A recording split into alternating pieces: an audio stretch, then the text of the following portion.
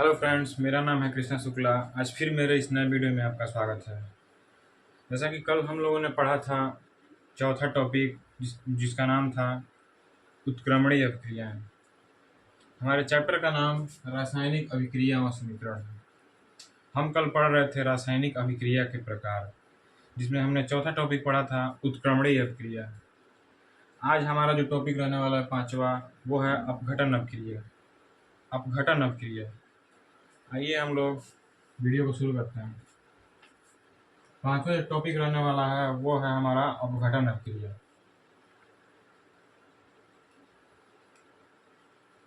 अपघटन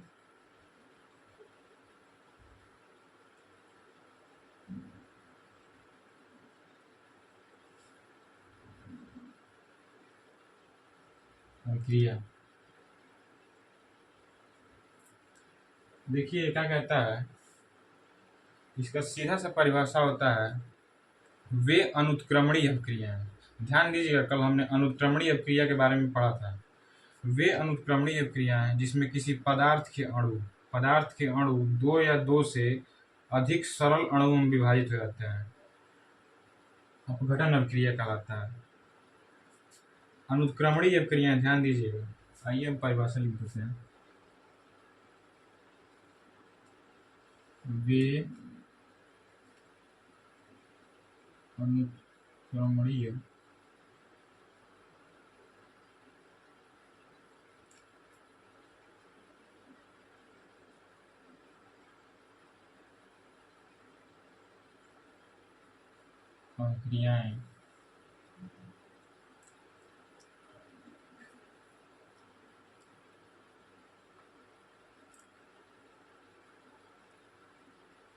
अभिक्रियाएं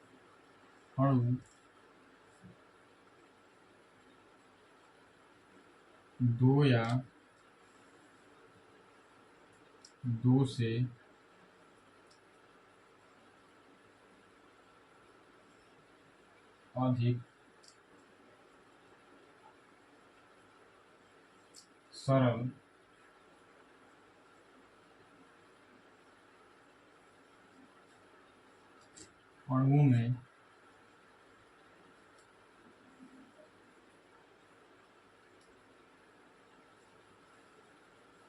विभाजित हो जाते हैं। अपघटन अभिक्रिया कहलाता है। वे अनुत्क्रमणीय अभिक्रियाएं जिसमें किसी पदार्थ के अणु वे अनुत्क्रमणीय अभिक्रियाएं, ध्यान दीजिएगा, हमने कल पढ़ा है। वे अनुत्क्रमणीय अभिक्रियाएं जिसमें किसी पदार्थ के अणु दो या दो से अधिक सरल अणुओं में विभाजित हो जाते हैं, उत्क्रमणीय अपघटन अभिक्रिया कहलाता है। क्या कहलाता है? अपघटन अभिक्रिया। एग्जाम्पल से क्लियर हो जाएगा। एग्जाम्पल क्या कहता है? 2KCl O3।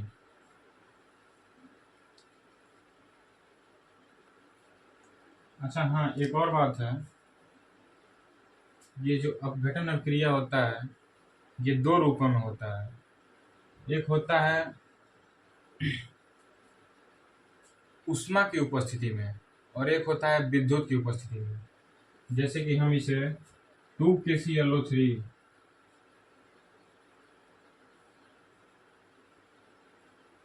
इसे हम गर्म करेंगे तो 2KCl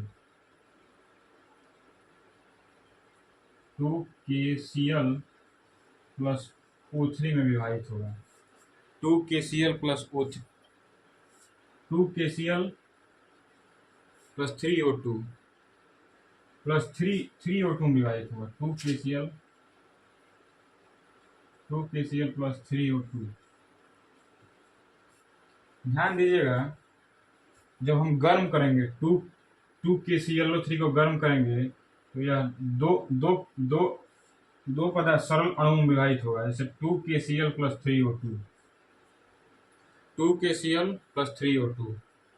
ध्यान दीजिएगा, इसे हम उष्मीय उष्मीय अपघटन अभिक्रिया कहेंगे।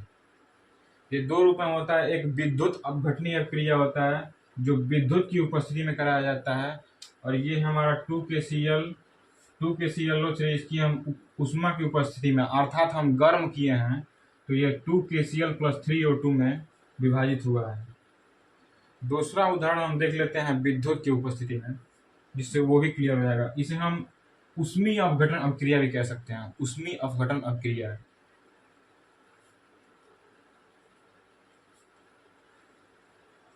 ये पहला था, ये हमारा दूसरा होगा विद्युत की उपस्थिति में कराएंगे। विद्युत की उपस्थिति में कराएंगे 2H2O,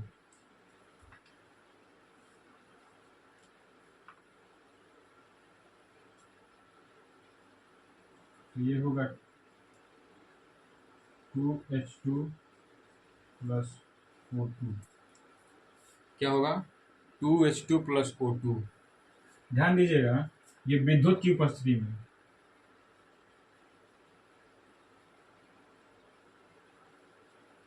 विद्युत की उपस्थिति में 2H2 प्लस O2। ध्यान दीजिएगा, अगर हम पानी में मतलब पानी में क्या कहते हैं, अगर हम विद्युत प्रवाहित करेंगे विद्युत, तो यह 2H2 से 2H2O से 2H2 प्लस O2 में विभाजित हो जाएगा। जैसा कि यहाँ पे लिखा है, पदार्थ के अणु 2 या 2 से अधिक सरल अणु में विभाजित हो जाएंगे। तो यहाँ पे हम उष्मा की उपस्थिति में अर्थात गर्म करने पर 2KClO3 2KCl प्लस 3O2 में विभाजित हुआ है, और यहाँ पे हम विद्युत की उपस्थिति में इसकी अभिक्रिया कराए हैं, तो 2H2O ये 2H2 प्लस O2 में विभाजित हुआ है। ध्यान दीजिएगा, ये वियोजन अभिक्रिया। क्या है वियोजन अभिक्रिया? इसमें क्या था, वे अनुत्क्रमणीय अभिक्रियाएं। इसमें क्या होगा, वे उत्क्रमणीय अभिक्रियाएं। वे उत्क्रमणीय अभिक्रियाएं जिसमें किसी पदार्थ के अणु 2 या 2 से अधिक सरल अणुओं में विभाजित हो जाते हैं, वियोजन अभिक्रिया कहलाता है। क्या कहलाता है? वियोजन अभिक्रिया। आइए इसका हम परिभाषा लिख देते हैं।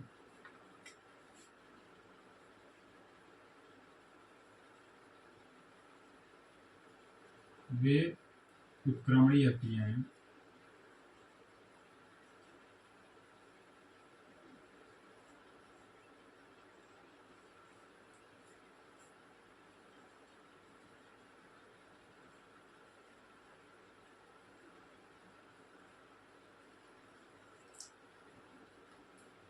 जिसमें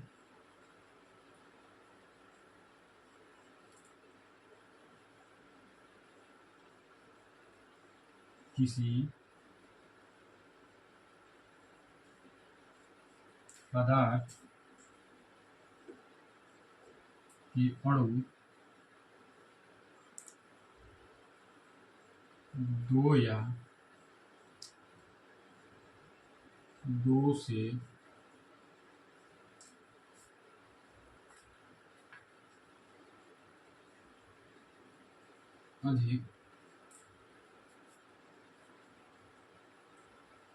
अधिक सरल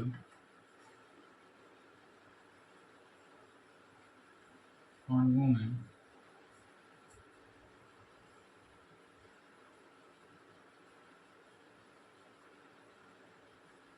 विभाजित हो जाते हैं।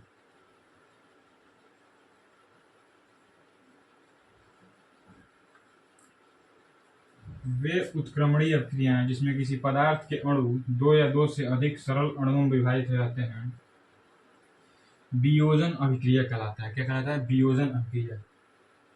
एक बात आप लोग नोटिस करिए, वे अनुत्क्रमणीय अभिक्रियाएं, तो क्या है इसमें, हमने कल पढ़ा था अनुत्क्रमणीय अभिक्रियाएं में कि 2KClO3 इसको हम लोग उष्मा की उपस्थिति में तोड़े हैं, तो 2KCl प्लस 3O2 प्राप्त हुआ है।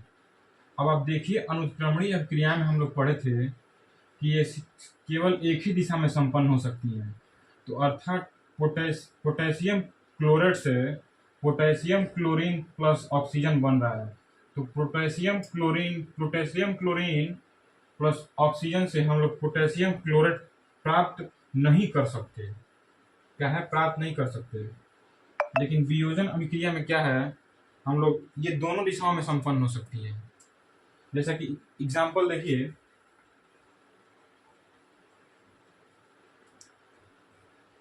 NH4Cl NH4Cl एक और इसका सिंबल होता है। जैसे ये एक ही दिशा में संपन्न हो सकती है, तो इसमें हम औरों का ऐसा चिन्ह लगाएंगे, ऐसे औरों का चिन्ह लगाएंगे, और ये दोनों तरफ हो सकती है। अर्थात इससे ये पदार्थ भी बन सकता है और इससे हम ये पदार्थ बना सकते हैं। और इसमें क्या है, इससे सिर्फ यही पदार्थ बन सकता है, इसको हम पुनः मिला देने से पुनः ये पदार्थ प्राप्त नहीं हो सकता हमें। तो आइए NH4Cl ये सिंबल मैंने इसलिए लगाया है क्योंकि इससे ये भी पदार्थ प्राप्त हो जाएगा और इसको मिला देने से पूरा ये पदार्थ प्राप्त हो जाएगा। NH4Cl को हम लोग तोड़ेंगे तो ये तो NH3 प्लस HCl क्या प्राप्त होगा? NH3 plus HCl। तो आप लोगों ने देखा ना, वे उत्क्रमणीय क्रियाएं हैं जिसमें किसी पदार्थ के अणु दो या दो से अधिक सरल अणुओं में विभाजित हो जाते हैं। तो क्या है, दो सरल अणुओं में विभाजित हो रहा है ना, और ये सिंबल हमने इसलिए लगाया है क्योंकि NH4Cl टूट रहा है तो NH3 प्लस HCl बन रहा है, और हम लोग पुनः NH3 प्लस HCl को पुनः हम लोग मिलाएंगे तो हम लोग को NH4Cl प्राप्त हो जाएगा। क्या है? द्विविस्थापन अभिक्रिया। द्विविस्थापन अभिक्रिया ये क्या कहता है, जिन अभिक्रियाओं के आयनों अथवा घटकों में आदान प्रदान होता है, अर्थात अदला बदली होता है, उसे हम द्विविस्थापन अभिक्रिया कहते हैं। आइए हम परिभाषा लिख देते हैं। क्या है परिभाषा? वे अभिक्रियाएं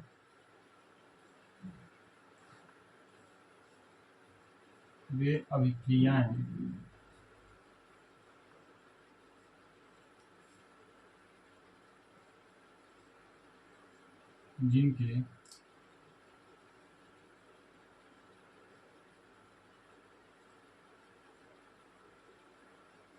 आयनों अथवा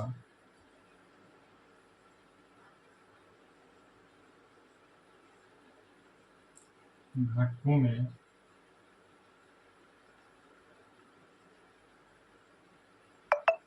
आदान प्रदान होता है।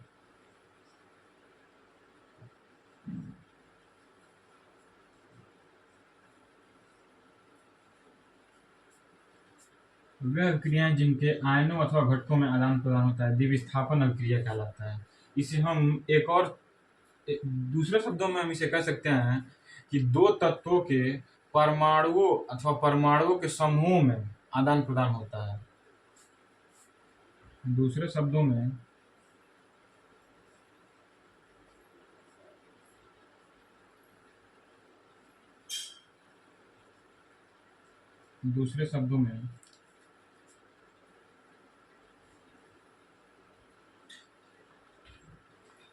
दो तत्वों के परमाणु या परमाणुओं के समूह में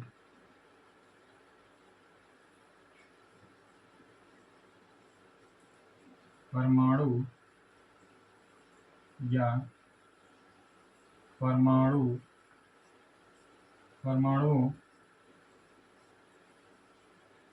के समूह में आदान प्रदान होता है। आदान प्रदान होता है।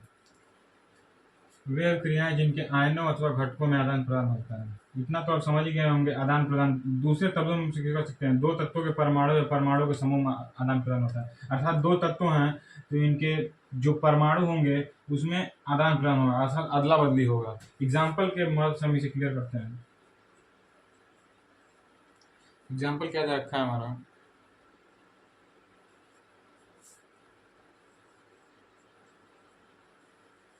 AgNO3 plus NaCl। इसकी अभिक्रिया कराने पर प्राप्त होगा हमें AgCl ध्यान दीजिएगा, AgCl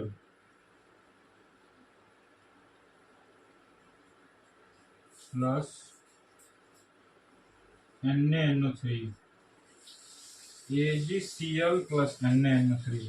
तो क्या दिया है हमारा, दो तत्वों के परमाणु या परमाणु के समूह में आदान प्रदान हो रहा है, अर्थात यहाँ पे AgNO3 प्लस NaCl है, Ag और Cl, AgCl NaNO3 प्राप्त हो रहा है ना, AgCl प्लस NaNO3। तो ये आप लोग को समझ में आ ही गया होगा, दो तत्वों के परमाणुओं में समूह में आदान प्रदान हो रहा है। एग्जाम्पल की मदद से AgNO3 प्लस NaCl प्राप्त किया हुआ है हमें, AgCl प्लस NaNO3। आशा करता हूँ ये टॉपिक आप लोग को अच्छे से समझ में आया होगा। दो टॉपिक और बचा है, इसको हम कल क्लियर करेंगे। मिलते हैं तब तक अगले वीडियो में, तब तक के लिए बाय, जय हिंद।